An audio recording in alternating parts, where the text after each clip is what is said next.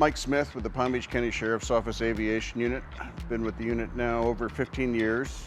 Want to talk to you about our very versatile and high-performance aircraft that we have, the Bell 429. We have 4 Bell 429s. It's been a game changer for us since 2015. The great thing about the Bell 429 is the versatility of the aircraft itself. It's a high-performance aircraft, but it also offers a lot of versatility.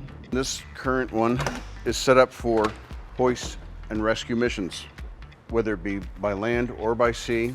And the hoist operator is able to access the entire payload area and keep all relevant equipment needed for the missions right here in the back of the aircraft.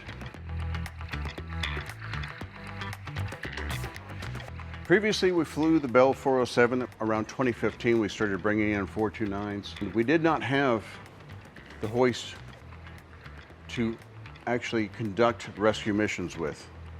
And it obviously limited us on our configurations and our availability for our mission sets. This hoist has been a game changer in that direction, that we're able to train around and for the actual missions of hoisting both inland and over water. Yeah, the Bell 429 does have great performance across all our weather conditions. Here in Florida, we tend to have a higher, more humid density altitude, and our performance still with this aircraft still remains at a good safety margins. These systems also provide more space for our police equipment and for the cockpit management to be shared between the tactical flight officer and the pilot. Plus the redundancies of the dual engine, dual hydraulics allow us a greater degree of safety. Transitioning from the Bell 407 to the 429 was a simpler process than one might have thought. Utilizing initial training at Bell and then our in-house training here, we were able to keep our skills refreshed both in day and night flying, and then hoist flying we do on a continuous basis to keep our skills refreshed within that configuration and within our mission sets.